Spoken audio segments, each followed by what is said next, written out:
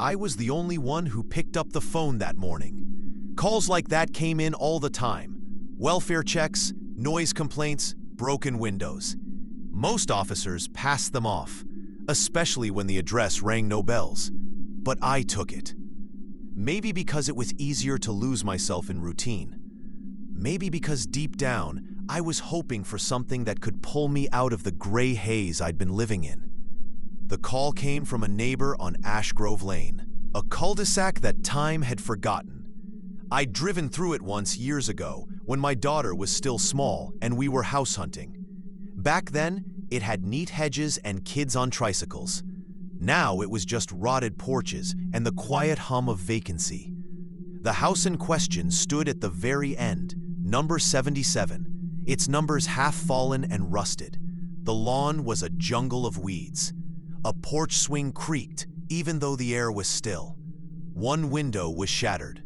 Not like a burglary, more like something had blown out from the inside. I parked the cruiser across the street, instinctively resting a hand on the grip of my sidearm. As I stepped out, the silence was immediate, thick. Not a single bird, not even the rustle of trees. I rang the bell, waited, nothing. "Metro PD," I called out. "This is a welfare check. Is anyone home?" No response. I walked the perimeter, my boots crunching on broken glass. The rear door was unlocked. The moment I pushed it open, the air changed, dense, like a vacuum that sucked all warmth and sense of place out of the world. Inside, the lights didn't work.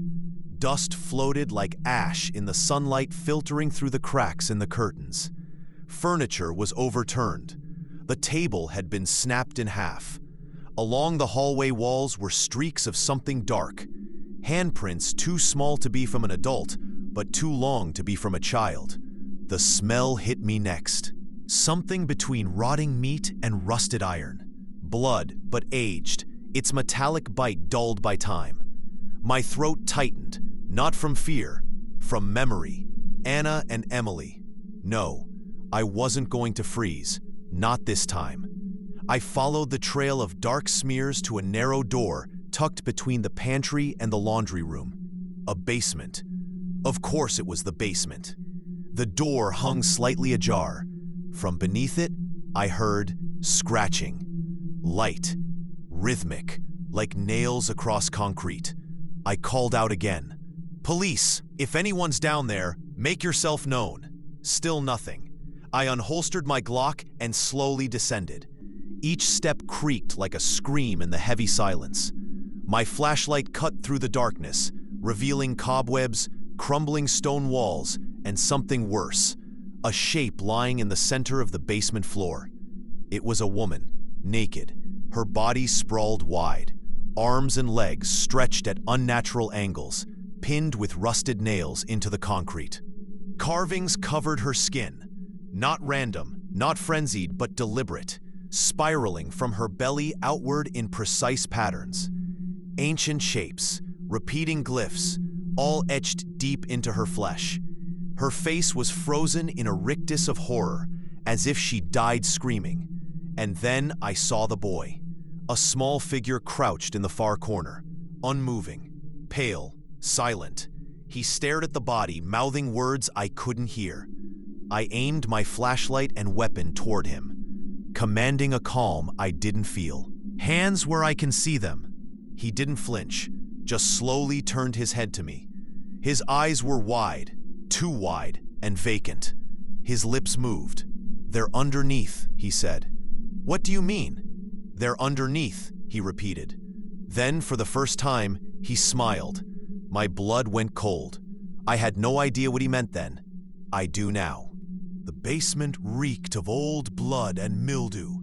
I stood frozen for a moment, light trembling in my hand, not from weakness, but from a sensation I hadn't felt in years. Not since the night I lost them. Dread that came with certainty. This wasn't a scene staged by some deranged squatter or drug-addled teen. This was ritual. The boy didn't move. He crouched like he had always been there, like he belonged in the darkness, beside the woman with carved flesh and lifeless eyes. She had once been someone's sister, maybe a mother. Now she was reduced to geometry and blood. I stepped closer, trying to maintain focus. My instincts screamed that something was wrong. Not just the murder, not just the symbols, but the air itself. It watched me. The shadows didn't follow my light. They receded, as if retreating out of recognition. The boy kept his gaze on the body. His fingers traced lazy circles in the dust beside him, mimicking the symbols carved into the corpse. "What's your name?" I asked, lowering my voice. My gun remained steady. He didn't answer. His lips moved, silently repeating something only he could hear. I approached slowly, careful not to step in the blood, even though its slick edges seemed to reach for my boots. "Are you hurt?" He looked up again, eyes like glass. "They live underneath," he said. "She let them in." I crouched near him, gun still raised. "Who lives underneath?" He blinked, then said it again. "They live underneath. They talk through the blood." "Who talks through the blood?" I asked. "Did someone make you do this?" "No," he whispered. "I didn't do it. She drew the door." I turned back to the woman. The carvings weren't random. The longer I stared, the more the pattern revealed itself. Spirals within spirals, lines that bent like broken bones into impossible angles, forming a symbol I now recognize as the spiral eye. And in the very center of her abdomen, carved so deep it kissed bone, was a shape I had seen only in a nightmare I had the night my daughter died. A circle with descending teeth. I pulled my phone to document the scene, but the screen flickered. I tapped at it, but the screen was black. When I turned back to the boy, he was standing. He had something in his hand. A crayon, blood red. I hadn't seen it before, but now he held it like a blade. He walked to the far wall of the basement and began to draw. Not scribbles, symbols. The same glyphs from the body, etched with precision a child shouldn't possess. By the time I called for backup, he'd already covered the wall in signs that made my head ache just to look at them. He didn't stop drawing until 2 uniforms arrived, both pale as death by the time they reached the bottom of the stairs. "What the hell happened here?" Officer Lutz muttered behind me. I turned toward them, gun now holstered, but hands still on the grip. "I don't know," I replied, "but it's not over."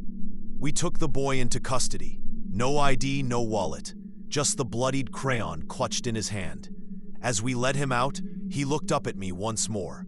"You can't stop it," he said, almost cheerfully. "It's already awake." And for a moment, just a moment, the shadows behind him moved the wrong way, crawling upward against the light toward the basement ceiling. We booked him under the name John Doe at first. No prints, no identification, no record in any state or federal database. He looked to be around 10, though undernourished. Pale, thin wrists, sunken cheeks, yet his eyes held something ageless, like something had been staring out through him for a long, long time. I was the one who transported him to holding. He sat silently in the back of the cruiser, staring out the window as the early morning fog thickened around the car. I glanced at him once in the rearview mirror.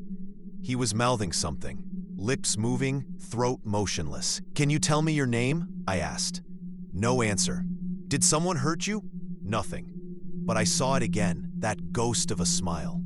When we reached the station, he offered no resistance. No tantrums, no tears. He just walked alongside me like he had done it before, like he'd been through this exact sequence of steps in another life, maybe in several. We placed him in the observation room, gave him paper and crayons. I stepped out and watched from behind the two-way glass. Officers came and went, whispering to each other, watching the footage of the basement scene on the monitor in a loop. The child sat still for nearly an hour, unmoving, unblinking. Then, without warning, he picked up a red crayon, the same color as the one we'd taken from him earlier, and began to draw. His hand moved in careful, deliberate arcs, never hesitating. Spirals, circles within circles. Thin, jagged runes that looked like they belonged on tomb walls, not a coloring sheet. I took the drawings to Dr. Lisa Henley, our on-call psychologist. She'd helped us with violent juveniles in the past. She was good, seasoned, not prone to dramatics. She took one look at the images and set them on the table with a frown. "These aren't just symbols," she said. "They're organized, repetitive, structured. Like language? No," he said slowly. "Like scripture." I felt something tighten in my chest. My fingers itched for a cigarette I'd quit 6 years ago. Dr. Henley asked to speak with the boy. She spent 15 minutes in the room with him, asking questions I'd read off cue cards 100 times before. The boy never made a sound, but he kept drawing, the same glyph, over and over. When she left the room, she didn't speak. She just looked at me and said, "You should talk to someone who knows ancient symbols. This isn't psychology, it's theology." I remembered Father Marin, old priest, retired, used to help the department with cases involving satanic cults in the early 2000s. I hadn't spoken to him since Anna's funeral. I drove out to his church that evening. The sky was low and bruised, the clouds pregnant with storm. The stained glass windows of the chapel were dim, its steeple rusted and flaking like burnt skin. I found him in the sanctuary, polishing a brass chalice with hands that trembled slightly. He looked older than I remembered. Eyes clouded, skin yellowed at the edges. When he saw the drawings, the color drained from his face. He sat slowly, clutching the paper like it might vanish if he blinked. "This one," he said, pointing at a jagged spiral inside a sunburst of teeth. "This is the spiral eye. And what is that?" "It's a map." "A map to what?" He looked up at me with a face that had seen too much. "Not a place," he said softly. "A door, one that was never meant to be opened." I returned to the station that night, shaken. Something had begun to gnaw at the edges of my thoughts. A sense that this wasn't about a murder, or a cult, or even the boy. It was about what the boy had seen, and maybe what had seen him in return. I went back to the observation room. He was still there, still drawing. This time, he had filled the paper completely, corner to corner, in black crayon. In the center, a small figure stood before a vast, gaping hole in the earth. And surrounding the hole were dozens of robed figures, arms outstretched, heads raised to a sky filled with spiral suns. I pressed the intercom button. "What is this?" For the first time, he stopped drawing. He looked directly into the camera, as if he knew I was watching, and he said just 4 words, "You're already underneath it." I couldn't sleep that night. Even with a drink in my hand and the TV droning static in the background, the drawings stayed with me. They burned behind my eyelids. The spiral eye, the sunburst of teeth, the pit, the robed figures. They reminded me of something I had seen before, something I had buried. When Anna was pregnant with Emily, we went on a weekend trip to the old logging town of Winter Hollow.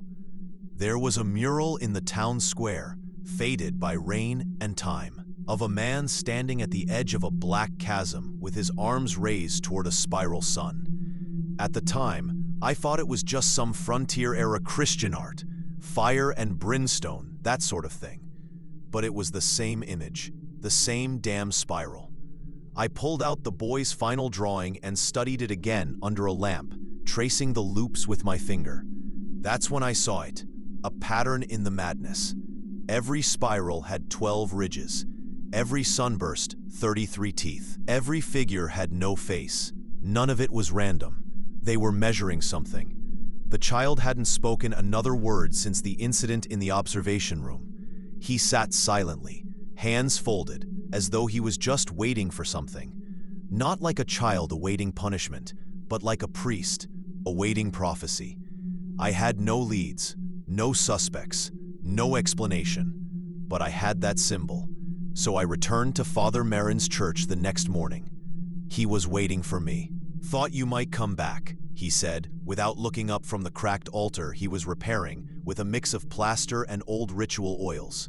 I handed him a copy of the spiral eye, now printed on clean paper, annotated with all the measurements I had taken. His reaction was immediate. He stumbled backward, dropping his trowel. His hands trembled. "You should burn this," he said.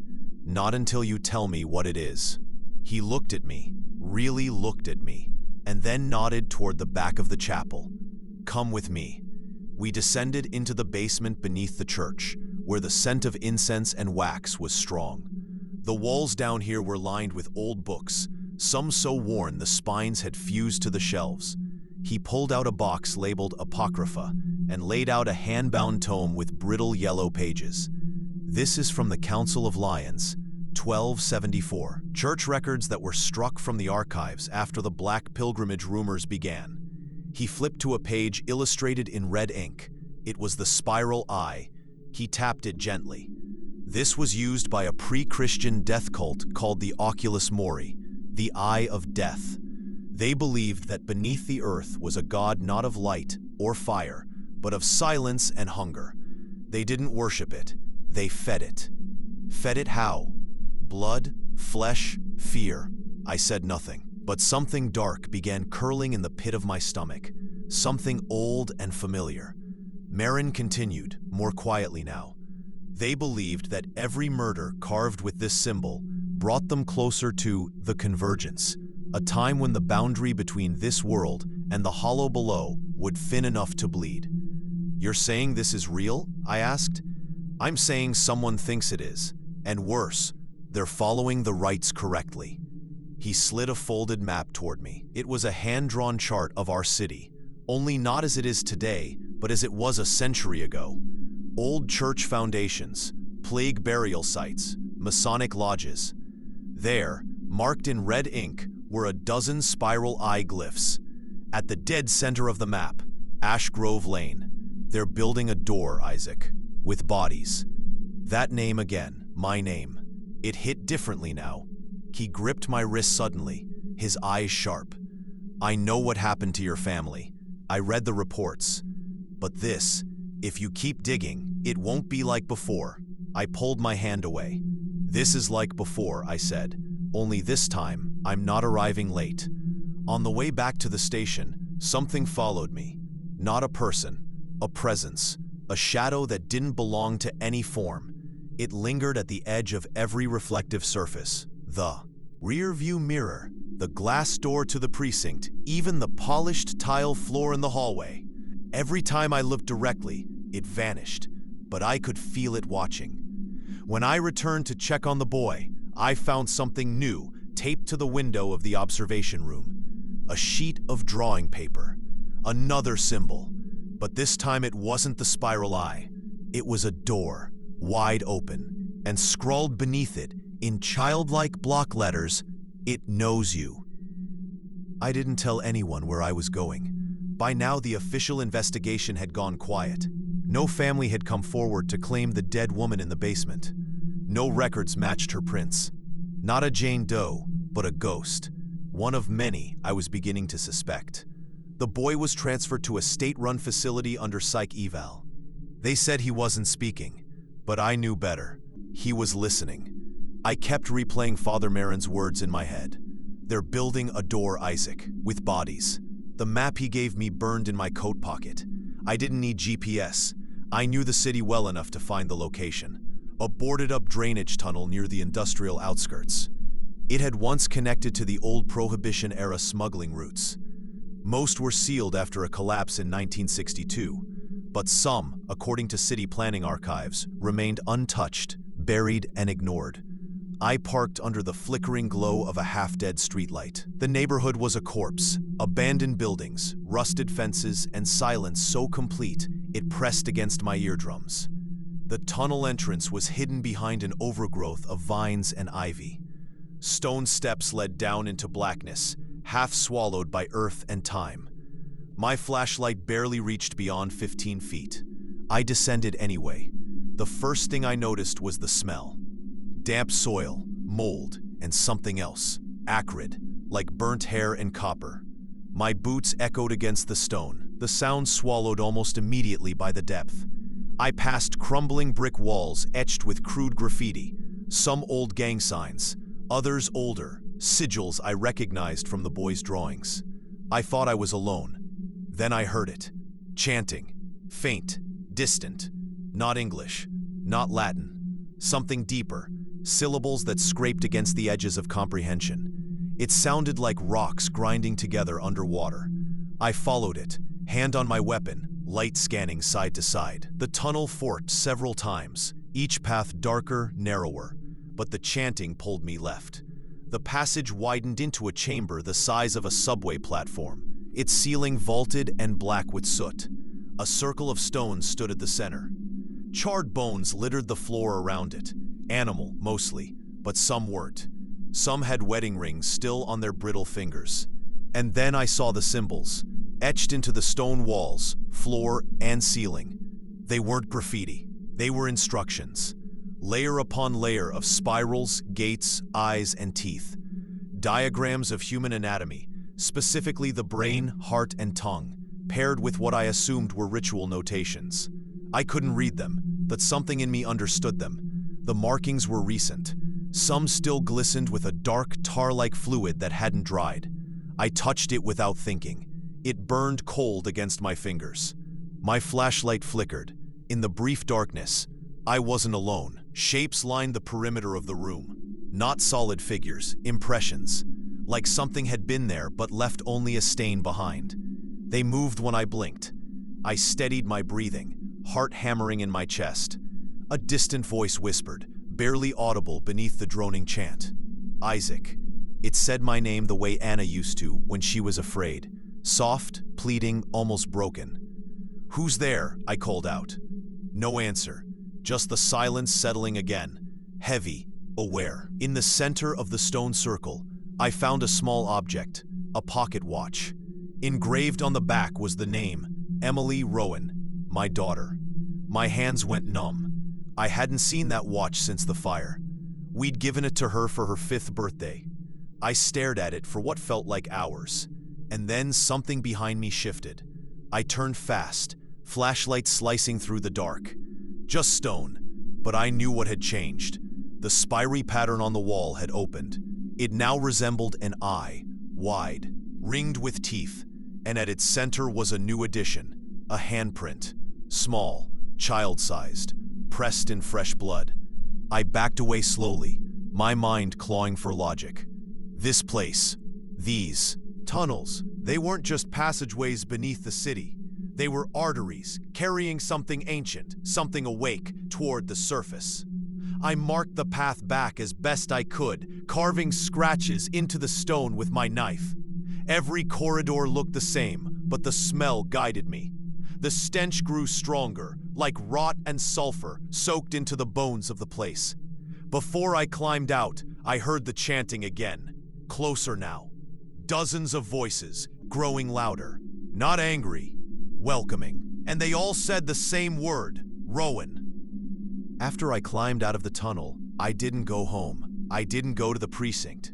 I drove aimlessly through the fog-choked outskirts of the city until my gaslight blinked on. I finally pulled into a roadside motel, the kind where they don't ask questions. I sat on the edge of the bed, covered in sweat and dirt and something else I didn't want to name. The pocket watch lay on the nightstand beside me, still ticking, still impossible. I opened it 100 times, hoping for a different engraving. Emily Rowan. Each time, the same. The initials inside the lid, the scratch on the edge where she dropped it once on our porch. Everything was the same.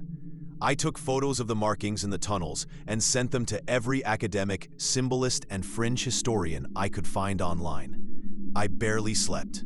I drank coffee until my hands shook. Every time I started to drift, I'd hear the chanting again, as if the rhythm had embedded itself in my blood. That's when the call started. Blocked number, static on the line. A deep, wet sound behind it, like something breathing through sludge. And then, a voice. Her voice. Isaac, come home. It wasn't possible. Anna had died in the fire. I'd buried her. I'd watched them lower the casket, my fingers crushed into fists so tight they bled. I smashed the phone against the nightstand, but the calls kept coming. Even after I threw the phone away, they found me, in the buzz of motel lights, in the hum of the mini fridge, in the whisper of wind under the door. Words threading into reality where they didn't belong. Come home. I met with Captain Monroe the next morning. I told him about the tunnels, the symbols, the watch, the chanting. He stared at me like I'd just confessed to murder. "Isaac, you need rest," he said. "You haven't been right since they died. This case, it's not what you think it is. But you didn't see it. You didn't smell that place." He sighed. "We found the woman's body, yes. But the symbols are just some satanic knockoff crap. We get that every few years. Internet cults, incels, meth-fueled rituals. You want me to believe there's some ancient religion operating under the city?" I looked him dead in the eyes. "I think they're older than religion." I didn't wait for his blessing. I went back to Father Marin. This time he didn't try to convince me to walk away.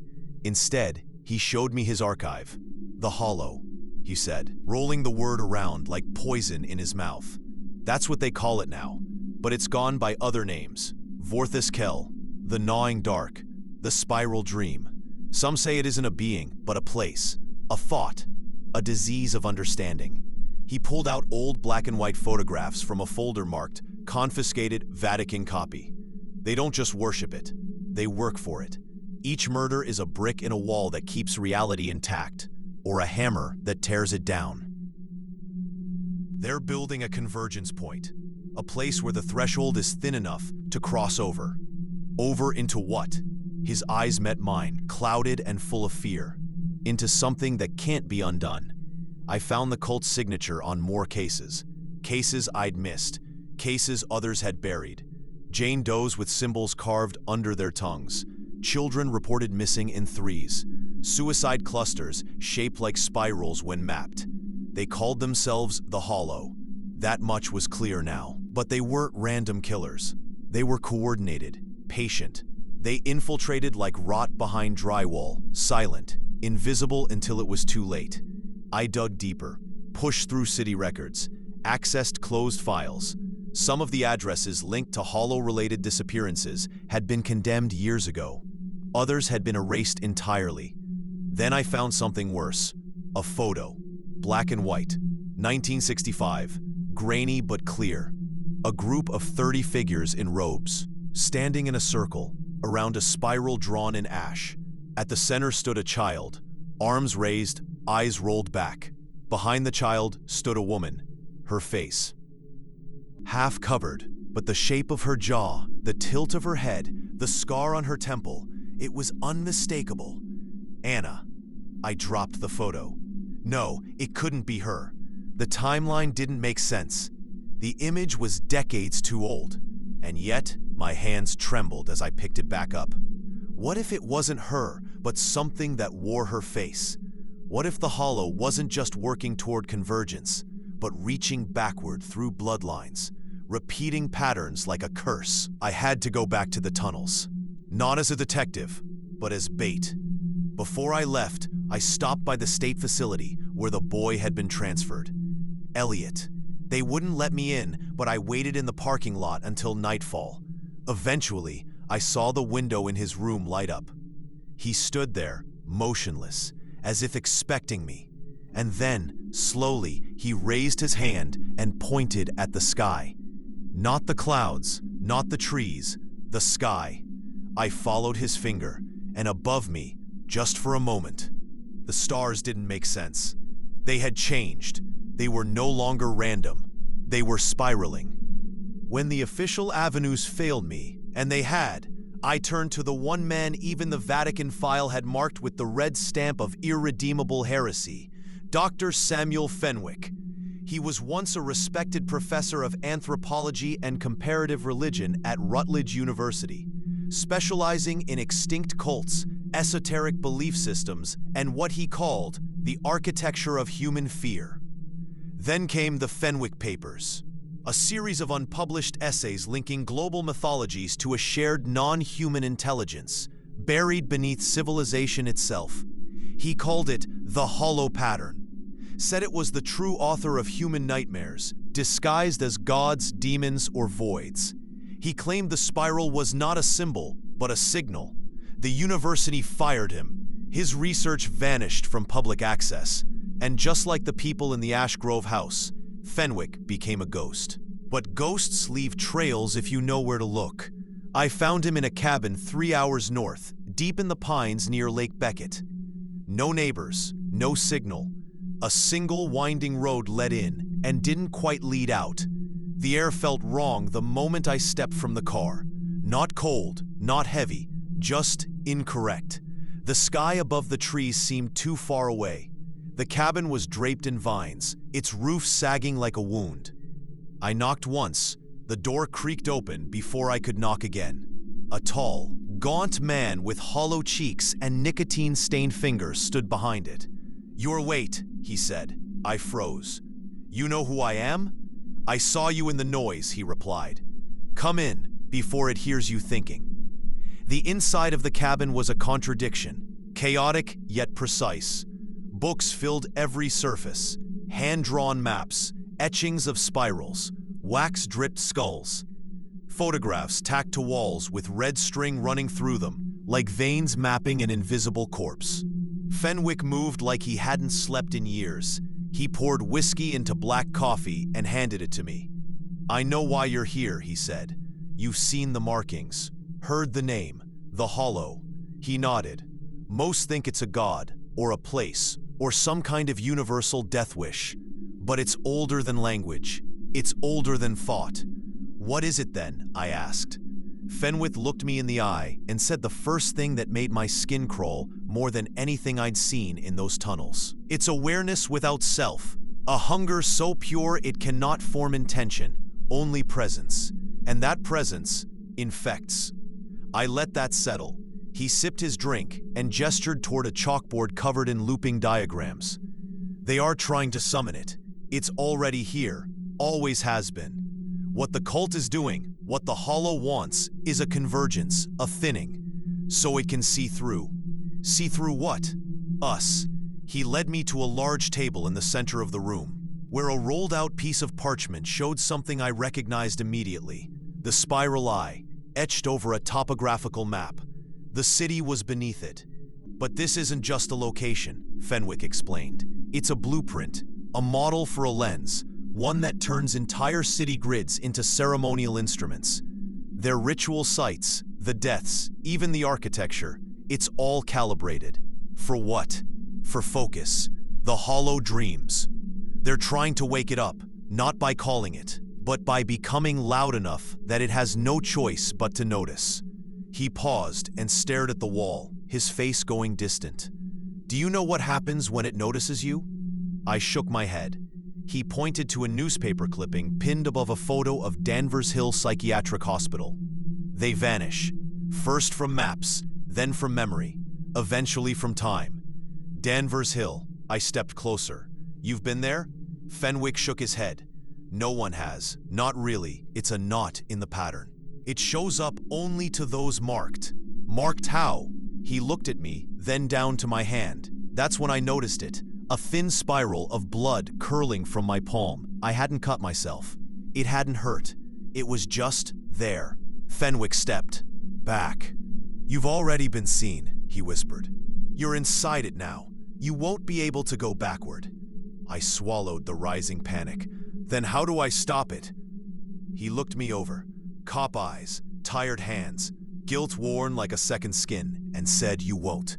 But maybe you can slow it down." He handed me a leather-bound notebook.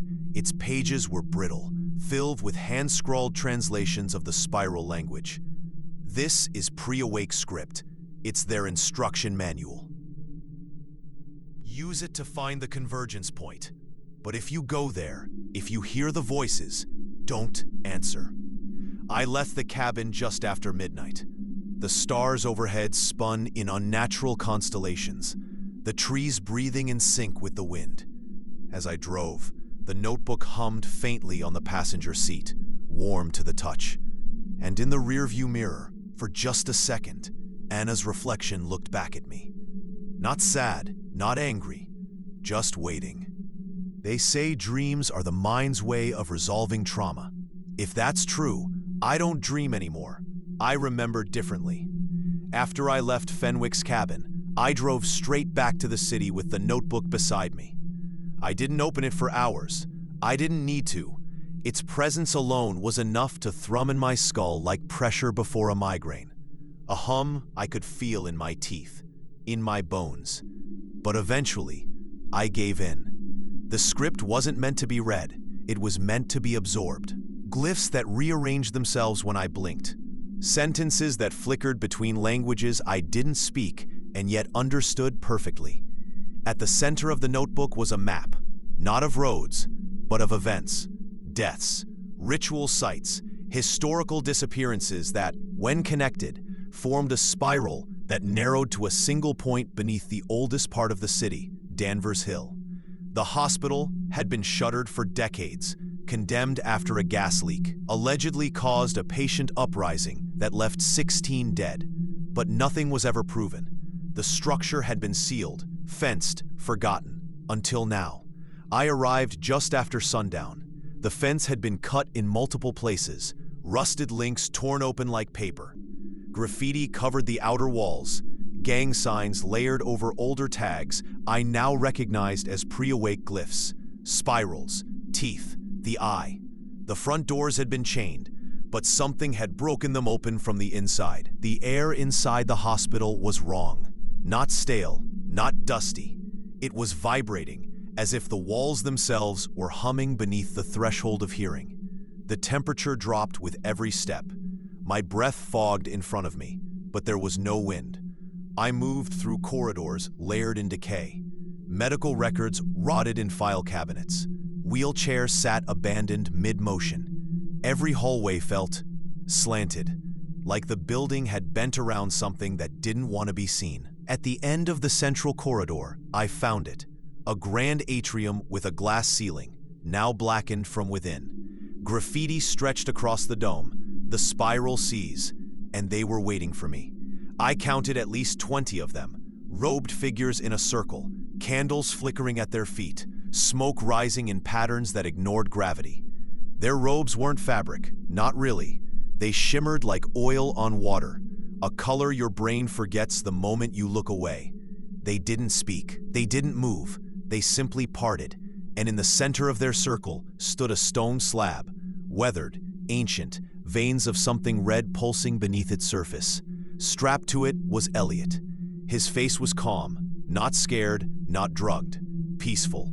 He looked at me and smiled, not at me, but through me. The cultists began to chant, not with mouths, but with breath, their robes fluttering with soundless words. And then the leader stepped forward. They wore no mask. They didn't have to. It was Anna. My legs went numb. My heart tried to beat its way out of my chest. I blinked. It couldn't be her. She had died. I had held her hand as the fire consumed the living room. I had felt her fingers go slack. But she stood there, older somehow, eyes hollow, not dead, but emptied. "Isaac," she said, her voice the same and not the same. "You made it." "What are you?" I whispered. "I'm your second chance," she said. She reached out. "You don't have to lose everything this time. You can understand." I backed away, gun drawn, shaking. "This isn't real, isn't it?" she asked, stepping closer. "You saw the pattern. You heard the call. You opened the notebook. You descended." She nodded toward Elliot. "He's the key, but you're the hand that turns it." The spiral eye was etched into the stone beneath the slab, deeper than any carving should have gone. It wasn't etched into the floor. It was etched through it. I felt something moving beneath us, a slow, yawning presence awakening. Not a creature, not a god, a thought that had been asleep beneath memory itself. "I'm not doing this," I said. Anna smiled. "You already have." Then the floor began to open, not physically, perceptually. Space stretched, folded, gravity reversed. The spiral eye expanded outward into the atrium, consuming it, and everything inside began to fall upward toward the ceiling that was no longer a ceiling, but a sky of black spirals and screaming stars. I tried to reach for Elliot, but I couldn't move. My feet were anchored to something inside me, to guilt, to loss, To the part of me that had always known I wasn't supposed to survive the fire. The stone slab cracked. Elliot sat up. His mouth opened, and from it came a voice that was not human. The door has turned. The core is breached. The silence remembers. The spiral eye opened wider, and the world folded inward. I don't remember leaving. 1 second I was in the spiral's core, watching time melt. The next I was in the woods outside Danvers Hill, soaked in sweat. My chest carved with symbols I couldn't remember drawing. The notebook was gone, but the spiral still pulsed beneath my skin, and my phone was ringing. Unknown number. I answered. Anna's voice, soft, cracked with static. "Come home, Isaac. We've saved a place for you." I don't remember driving home, or if it even was home. When I woke, I was back in my apartment. The light outside was wrong, dim and yellow like the sun had given up. My Glock lay on the coffee table beside the pocket watch, ticking steadily even though I hadn't wound it in years. And carved into the wood floor around me, traced in faint ash, was the spiral eye. I tried to stand. My legs failed me. My arms shook as if they didn't belong to me anymore. I crawled to the bathroom sink and splashed water on my face. My reflection didn't respond in time. It blinked after I did. I didn't scream. I was past that now. Instead, I sat on the cold tile floor and tried to breathe through the panic, counting the seconds like I used to in therapy. Ground yourself in the now. Name what you can see. The tile, the steam, the mildew, and the blood. My shirt was soaked. I lifted it slowly and saw the symbols carved into my chest. Not deep, but deliberate. A spiral, an eye, and a name. Emily. I pressed my hand to it and remembered the night of the fire. The official story, a gas leak, a freak accident. I had been on a call, responding to a missing person case. A Jane Doe with spirals carved into her stomach. My first encounter with the Hollow, though I didn't know it at the time. I came home to flames and sirens, but now I remembered something else. A smell in the air before the fire. Ash and salt. A symbol. Faint and drawn in crayon on the walls of Emily's room. A child-sized handprint in soot. And Anna, smiling, not screaming, watching me from the front steps as the house collapsed. I pressed my palms to my eyes. No, this wasn't memory. It was intrusion. This was the madness beneath, the thing Fenwick warned me about. The unraveling that happens once you've been seen. I tried to leave the apartment. The door wouldn't open. The handle turned. The hinges groaned, but the hallway behind it had been replaced with something else. Stone. Old stone lined with carvings. A corridor that descended impossibly downward. The spiral was no longer just beneath the city. It was beneath me. The apartment windows showed only a wall of rotting roots, like I was buried underground. My phone buzzed once, no number, no caller ID, and flashed a single message. It was never your life. I hurled it across the room. It shattered, and behind the cracked screen, another eye opened. I lost track of time after that. Days passed in fragments. I found notebooks I didn't remember writing in, filled with drawings. My daughter's drawings, except they weren't from when she was alive. They were new, and worse, they moved. The spirals shifted when I turned the page. One morning, I woke to find photographs pinned to the wall. Old crime scene photos, ones I'd worked over a decade ago. But now, I was in them, standing in the background, watching. Every victim bore the spiral eye. Every case I'd touched in my career had led to this. Had I been investigating the Hollow? Or fulfilling its plan? I returned to the precinct, hoping for clarity, answers, someone to ground me, but no one recognized me. Not the front desk sergeant I'd known for 10 years. Not Captain Monroe. Not even my badge worked anymore. It looked wrong, as if it belonged to a different department. I found my locker. It was empty. The nameplate said Rowley instead of Rowan. They escorted me out, told me the department had no record of an Isaac Rowan, that no detective by that name had ever worked homicide. I stumbled through the city like a ghost. Everything felt off. Street names were misspelled. The sky had too many clouds, spiraling like drain water. People spoke slower. Traffic lights blinked in unfamiliar sequences. I stopped at a newspaper stand and saw the front page. Child found in woods. No memory of family. The photograph below it was Elliot. Same age, same face. The article said he was found near Danvers Hill, that authorities believed he'd been abandoned years ago. No known relatives, no mention of me. But the final line chilled me. When asked if he remembered anything, the child said, "The door is open. Daddy opened it." That night, I heard something beneath the floorboards of my apartment. A scratching, rhythmic, slow. I pried open the boards with trembling hands. Beneath the foundation, carved into the concrete, was the same spiral that had haunted every room, every tunnel, every memory. And in the center of it, a drawing, done in crayon. A house on fire, a woman standing outside, and a man inside, screaming. The windows turned to eyes. On the back of the paper, in a child's handwriting, "He should have burned too." I finally understood.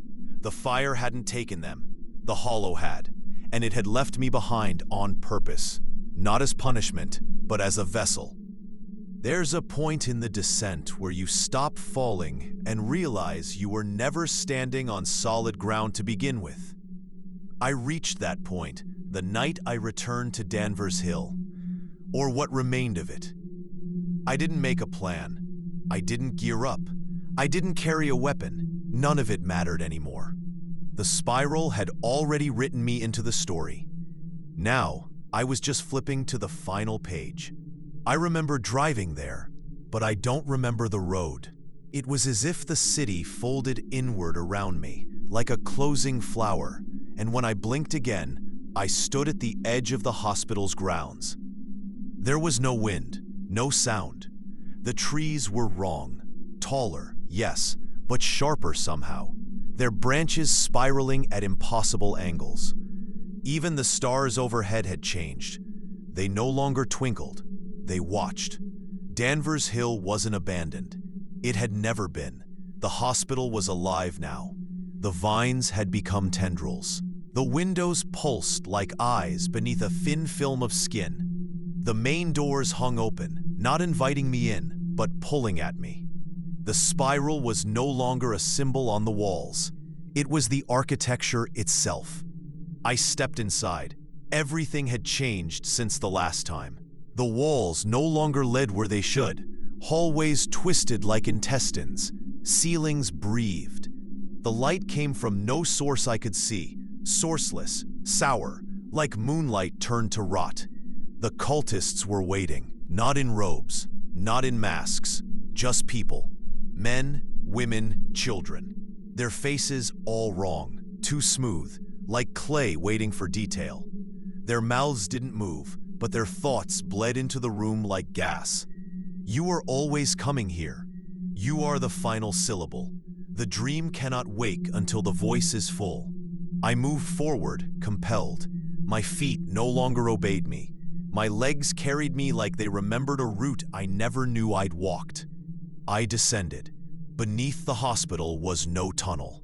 It was a wound, a split in reality's skin that descended into something darker than earth.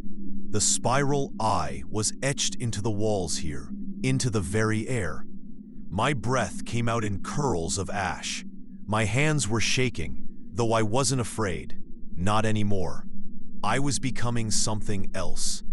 At the base of the spiral path, I found the chamber again. But now, it was vast, larger than it should have been, large enough to contain a lie the size of a world. The stone slab sat in the center. Elliot lay upon it, eyes closed, chest rising and falling like a tide timed to the heartbeat of a god. Anna stood beside him, or what wore her face. She looked at me, her expression almost sad. "He's ready now," she said, "and so are you." I wanted to scream, to say no, to run. But I stepped forward, because I'd known this moment was coming. Not since the basement, not since the fire, since the day I was born. The spiral eye began to glow, pulsing with every heartbeat. The air thickened. The walls shook. Elliot sat up. His eyes opened, black pits, not empty, but inverted, pulling in light, sound, time. I saw my reflection inside them, not as I was, but as I had always been, small, incomplete, hollow. The ground cracked, the walls bent, the breach opened, and from beneath the world came a soundless scream. Not rage, not pain, hunger. They told me it would be a god. They lied. It wasn't a god. It wasn't a being. It was everything left over when the last light was snuffed. It was what thought looked like before thought had words. The spiral unfolded, not outward, but inward, revealing more chambers, more spirals, each one smaller, tighter, deeper, until the center wasn't a point at all, but a mirror. It showed me the night of the fire, but this time I saw through Anna's eyes. I saw myself at the door, begging, and I saw what she saw, the spiral blooming in Emily's chest. She had been marked before she was born, just like me, just like Elliot. We weren't victims. We were foundations. Anna stepped forward, touched my face, and whispered, "This is the price of understanding." And then she turned, walked into the spiral, and vanished. The stone slab cracked open. Elliot rose, arms outstretched, mouth wide. He said one word, and it was mine. Isaac. The spiral eye blinked, and the world broke. I woke in the woods, naked, covered in blood and ash and teeth that weren't mine.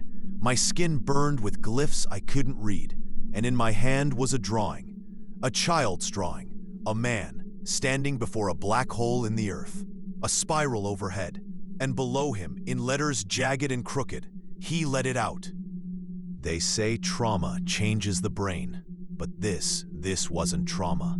It was something older, something carved into the bone, something remembered by the world itself. I wandered the forest for what felt like days, but the sun never rose, the stars never moved, and the trees spiraled in ways trees were never meant to.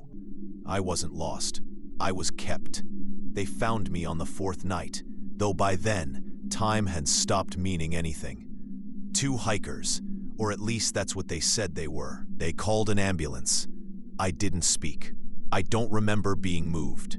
I woke up in a hospital bed, handcuffed to the frame, thin white sheets, fluorescent lights that buzzed too loudly, a plastic band on my wrist that said Isaac Rowan, 72 HR OBS. I turned to the mirror beside the sink and saw a stranger staring back. He had my eyes, but they weren't mine anymore. They ran tests, blood work, psych evaluations, neurological scans, all inconclusive. The doctors were polite, but guarded. The kind of politeness people use with the terminally insane. I heard them in the hallway whispering phrases like acute dissociation, delusional parasitosis, trauma-induced fugue. None of them knew what I had seen. None of them believed me. But he did. A man in a gray coat appeared on the third night. No ID, no badge, no name. Just a clipboard and a voice like rust peeling from steel.